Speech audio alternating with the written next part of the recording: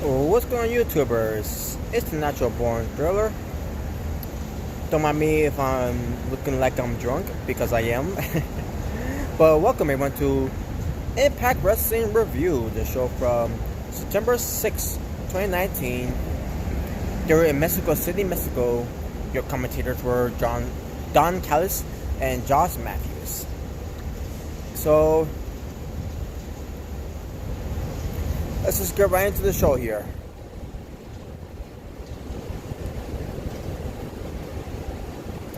The opening show, we had Jessica Havoc versus Su Yung. The match itself was decent. Su Yung ends up winning because Jessica Havoc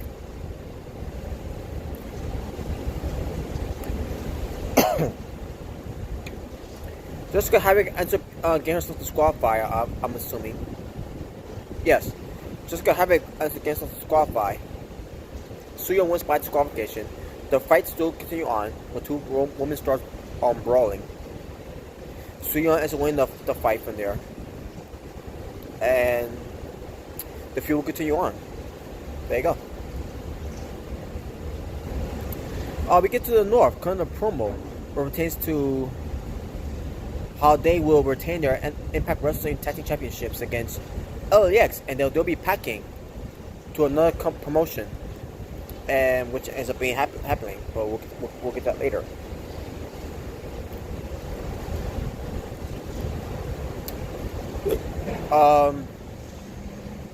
We get Sami Callihan, who's in in a jacket, a blazer jacket, and just about. Sorry, I was saying there. Just about Impact Management has to say about his offer, or in a way threat, Impact Management, that they had to make a decision when it pertains to Brian Cage about the Impact World Championship title situation. So also he talks about Madman Fulton, who's going to be wrestling against Rob Van Dam, and we'll get to that match later on. Also, you have the Impact Knockouts champion, the Impact X Division champion, Jake Crist and Dave Crist with them as well. We got Moose versus Falaba, where the match ends up being pretty decent, with Moose going over with the spear, no jackhammer needed, and there you go. Basically, I knew Falaba was going to lose, so there's not much to say about that. Falaba looked good though. Moose looked good too. It's going to be built up for Moose to go up against Ken Shamrock when they go to Las Vegas, Nevada. Tessa Blanchard, she talks to Tommy Dreamer. She's sick and tired of Sami Callihan. She's sick and tired of OVE, and Tommy Dreamer is trying to calm him down, but she doesn't want to hear any of it. She doesn't want to have any of it, and she's all fired up. And she wants to go out, she wants Sami Callihan and OVE to be dead. She literally said this, to be dead. And she said to Tommy Dreamer, "Are you with me?" And then Tommy Dreamer's like, "Yeah, I'm with you." And that will be next week's Impact Wrestling show, which is going to be this coming Friday. As of this recording. And with me trying to talk straight here because I'm drunk. Just saying. We see Eddie Edwards and Alicia Edwards talking about this whole thing with Ace Austin. Then some random chick comes out of nowhere who's flirting with Eddie Edwards, saying that, yeah, I had a good time with you last night, Weber. And then she leaves. Alicia Edwards looks shocked. She slaps Eddie Edwards, and she says, "I hate you," and wherever.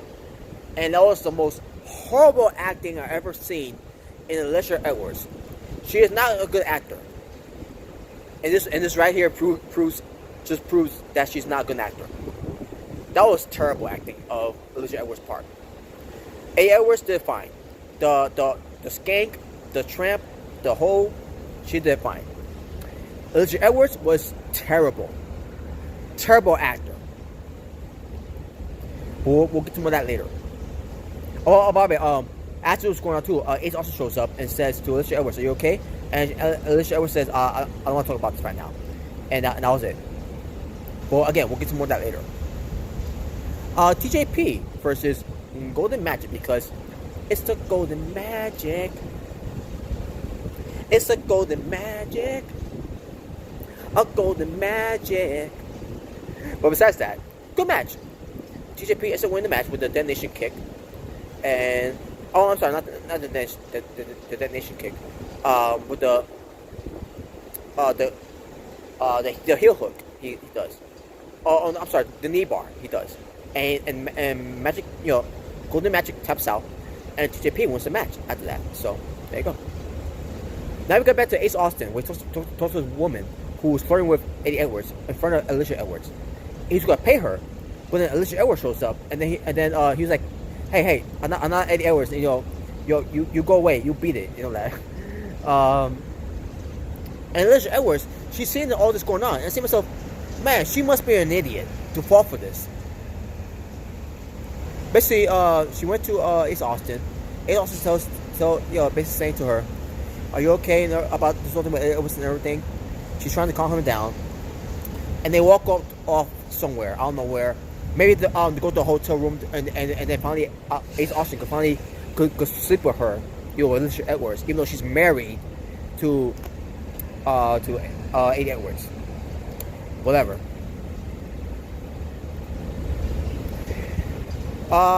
For Impact Plus Moment of the Week, they show AJ Styles versus Sting. I'm assuming from Bound for Glory for the Impact World Championship. Oh yeah, at the time, TNA World Championship. Ty Valkyrie talks about about Tanya Dashwood to John E. Bravo about her interrupting her speech and everything. How she's upset about that, and that's obviously gonna lead to a feud between Tessa Blanchard and Tanya Dashwood coming Bound for Glory. So we'll see how that develops. Are we getting more of this vignette of Johnny Swinger? Johnny Swinger. Now I know who he is now. He was a jobber back in the days of WCW, World Championship Wrestling, where he was called Johnny Swinger at the time too as well. He's been wrestling at indie promotions as well. He may have wrestled one time in WWE and a few times in TNA at the time too as well.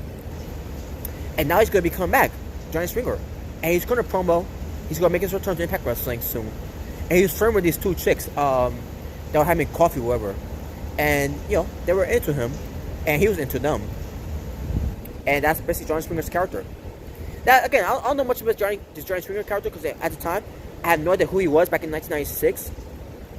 But he's still there. He's 44 years old. He still looks good. And we'll see what he's made of. Now, I doubt he's going to get a monster push to become a champion in Impact Wrestling. We'll see. Jimmy Jacobs, she interviews Tanya Dashwood about her arrival to Impact Wrestling. She said, what pertains to being part of Impact Wrestling, also she gets interrupted by Madison Rayne, the locker room leader, and Kiera Hogan.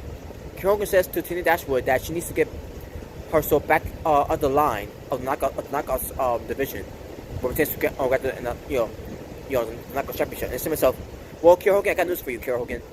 Because the way the Impact Wrestling has been booking you, you're never in front of the line of the Knockouts division in the beginning. You're always the back of the line, or better yet, you're never in the line rotation Knockouts division at all. Not Kiera Hogan's fault. It's Impact Wrestling's fault. So Master Ray says, the locker room leader and blah blah blah, she's gonna make a match between Kiera Hogan and Tanya Dashwood from next week's Impact Wrestling show, which is gonna be this coming Friday. And I say to myself, how is Master Ray, who's called herself the locker room leader, is making matches? She's not an authority figure for Impact Management. She's not a president for Impact Wrestling. What role does Master Ray and authority she has? Because she's a lock. Hold on a second, folks. Sorry about that. What role does she have as a locker room leader to make matches like that for the Knockouts division? It makes no fucking sense. Even with me being drunk and intoxicated, even I could see this bullshit from my way. But pertains to this booking for Impact Wrestling. But whatever. Madman Fulton versus Rob Van Dam.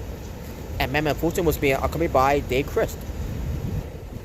Match itself, it was decent. RVD ends up winning by disqualification because, Dave Christ got involved. They start beat up on RVD. RVD fights them off though. And there you go. RVD basically buried the OVE guys.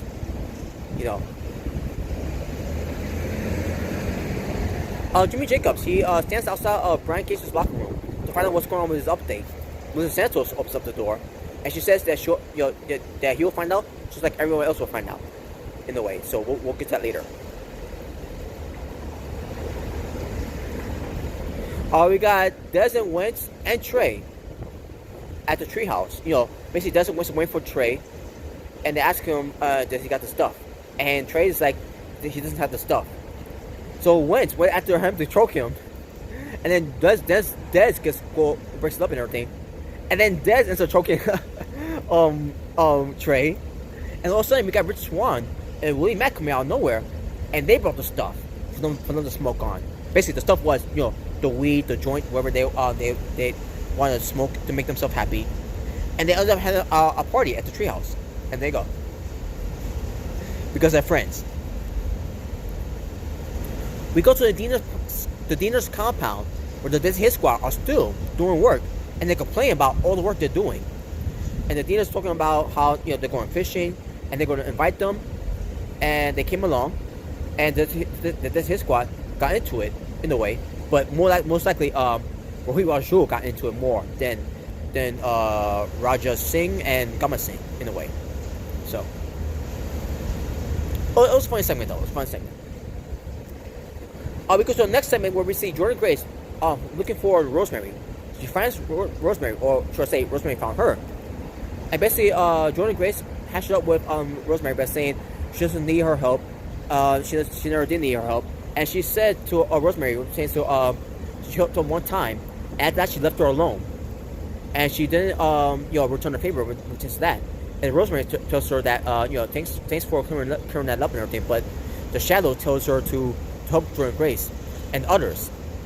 So, in a way, Rosemary takes orders from the Shadows that told her to help Rosemary. To help out Jordan Grace. And it's not on her to decide to help her or not. And that's basically what she said. Now, when it pertains to this whole thing with Rosemary and Jordan Grace, I'm looking at this and I'm saying to myself, is this going to lead to a heel turn for Jordan Grace, like with Kiera Hogan? I don't know. Hopefully they'll go that route. Hopefully they'll go that route. But we'll see what they do with that. So I don't know what to say about this one, but yeah, that's all I can say from there. We go to the clubhouse where we see Conan with LAX giving them a pep talk with Santana and Ortiz for the main event for the Impact World Tag Team Championships, which is going to be titles versus careers. And basically, LAX is going to a promo, a passionate promo, and we'll get to, and I thought it was pretty good. And now we get to the main event. The North, the Impact World Tag Team Champions, which is All Eagle, Ethan Page, and Walking Weapon, Josh Alexander versus LAX, being accompanied by Conan, Santana, and Ortiz, in the titles versus careers match. And this match was the best tag team match I've seen on Impact Wrestling, where it pertains to main event caliber, and it was damn good. Now, obviously, with this match, folks, I knew who was going to win this match, and sure enough, the North ends up winning, beating LAX, because we all know that Santana and Ortiz, if you've seen AEW All Out, Santana and Ortiz showed up on the pay-per-view, basically confirming that they're all elite for for All Elite Wrestling. And that was it for Santana and Ortiz or for Impact Wrestling. They're done for Impact Wrestling. They're moving on to AEW, and this is their send-off. The North beats on LAX to still retain the tag team titles.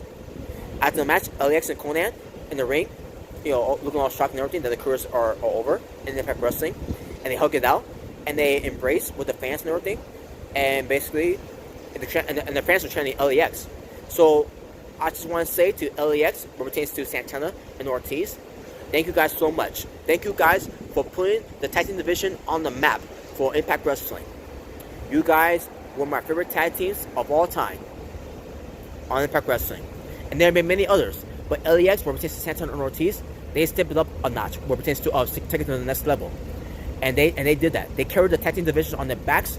They did all they can. They bled, they sweat, they teared, they put all on the line. They even put their lives on the line to make the tag team division on Impact Wrestling making more meaningful than WWE's tag team division in years. So thank you, Santana and Ortiz, for what you did for the tag team division for Impact Wrestling, and good luck to you for raising the bar for tag team divisions when it pertains to AEW in the future. So I'll be watching on too. So there you go. Hasta la vuelta, for Santana and Ortiz. Proud and powerful. And now the moment we've been waiting for. Before we get to that, let me see something here. Okay, never mind. So Brian Cage and Melissa Santos comes out. Brian Cage gives us an update that it will be medically clear come Bound for Glory to face Sami Callihan for the Impact World Championship at Bound for Glory. And he says to Melissa Santos, he's going to spend more. Until that time, he's going to spend more time with Melissa Santos, and brought her down to the ring to ask her for a very special and important question. He gets on his knee. He pulls out a ring, an engagement ring, to propose to Melissa Santos, "Will you marry me?" And Melissa Santos says yes.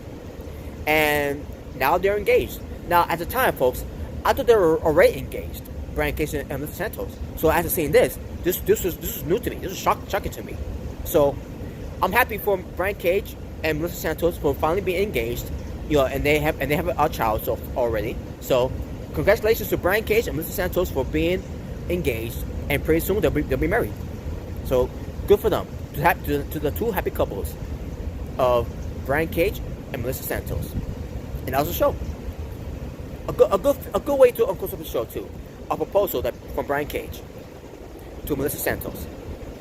The lovely Melissa Santos. Yeah. And that was it for the show. Talking about wrestling for Impact Wrestling, the show from September 6, 2019.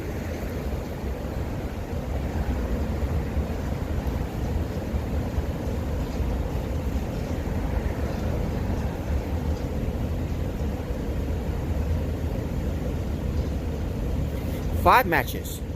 Just maybe double check again.